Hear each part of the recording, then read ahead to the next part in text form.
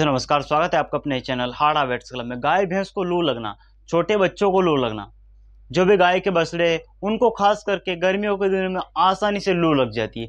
जब लू लग जाती है तब उस बछड़े की, तब उस गाय की, तब उस भैंस की कुछ ऐसी कंडीशन बन जाती है कि वहाँ पर ट्रीटमेंट करना मुश्किल हो जाता है। तो दोस्तों, यदि आपके किसी भी गाय भैंस को लू लग गई है तो उसको लू से आप कैसे बचाएंगे और लू का आप क्या ट्रीटमेंट करेंगे, इसी के ऊपर दोस्तों आज के इस वीडियो में आपको जानकारी देने वाला हूं। अभी तक यदि आपने हमारे चैनल को सब्सक्राइब नहीं किया है तो सबसे पहले हाड़ा वेट्स क्लब को आप जरूर सब्सक्राइब करें। दोस्तों, लू लगना, हीट वेव का जब भी गर्मियों के दिनों में प्रकोप चलता है, जब भी गर्मियों के दिनों में टेम्परेचर बढ़ता है, उसके कारण एनिमल के शरीर में क्या होता है, जब ज़्यादा गर्मी हो जाती है तो पशु को लू लग जाती है, यानी उनके शरीर का तापमान एकदम से अचानक से बढ़ जाता है।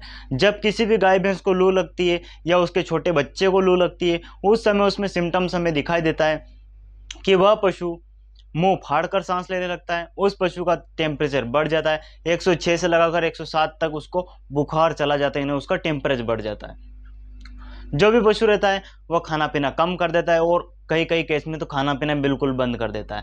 बड़ी बड़ी भैंसें खाना पीना इसमें बंद कर देती है। हालांकि जो छोटे बछड़े रहते हैं वह दूध पीना बंद कर देते हैं लू लगने के कारण, उनका टेम्परेचर हाई हो जाता है और मुंह फाड़कर सांस लेते हैं, खाना पीना बंद कर देते हैं। यह दोस्तों सिम्टम्स है कि किसी भी पशु को यदि लू लग जाती है तो यह सिम्टम्स उसको हमें दिखाई देते हैं।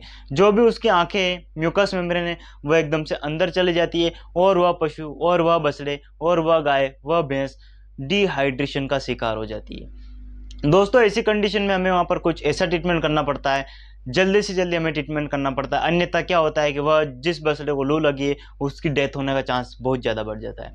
सबसे पहले यदि आपको पता लग गया है कि इस बछड़े को लू लगी है या एक गाय भैंस को लू लगी है, उस समय आपको क्या करना है, सबसे पहले उस पशु को, उस बछड़े को, उस गाय को आपको एकदम से लू से बचा कर रखना है, यानी उसको खुले में नहीं बांधना है, किसी छांवदार अच्छे कमरे में बांधे, वहां पर या आप कूलर की व्यवस्था करें या पंखा लगाए, चारों तरफ से उसको हवा आनी चाहिए। ऐसे नहीं कि बिल्कुल लू वाली हवा अंदर आ रही, गर्म हवा अंदर नहीं आनी चाहिए, हवा आनी चाहिए अंदर, ठंडी हवा। तो आप उसको कूलर लगाकर उसको एक बंद कमरे में रखें, खास करके छोटे बछड़े को।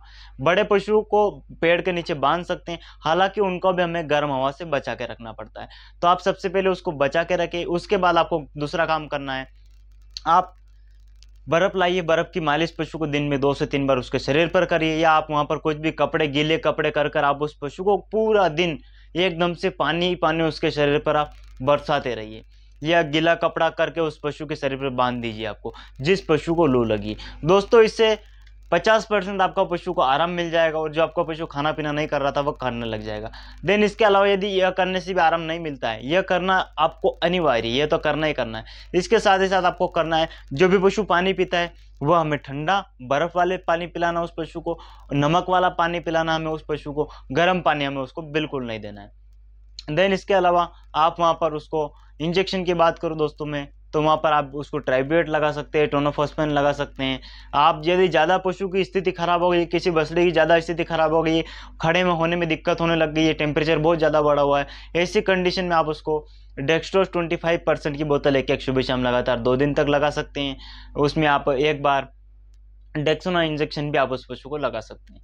देन इसके अलावा ये तो इंजेक्शन की बात, आप उस पशु को दिन भर या तो बर्फ खिलाइए या बिल्कुल उसको ठंडा पानी पिलाइए, उसके शरीर पर बार बार उसको पानी पिलाते रहिए। या आपके आसपास कहीं पर तालाब है या नदी है तो अपने पशु को, जिसको भी लू लगी, उसको कम से कम 2 से 3 घंटे उसको पानी में बिठाइए, तालाब में या नदी में ले जाकर। यदि आपके वहाँ पर तालाब या नदी नहीं है तो आप घर पर भी दिन में 2 से 4 बार उस पशु को नहला सकते हैं। दोस्तों, आप यह काम करेंगे तो आपके पशु को लू से आप बचा लेंगे और उसकी जान को भी आप बचा लेंगे। दोस्तों, हमारी वीडियो पसंद आई हो वेटनरी डॉक्टर तक जरूर शेयर करना, लाइक, कमेंट और शेयर करना। बहुत बहुत धन्यवाद। Thank you.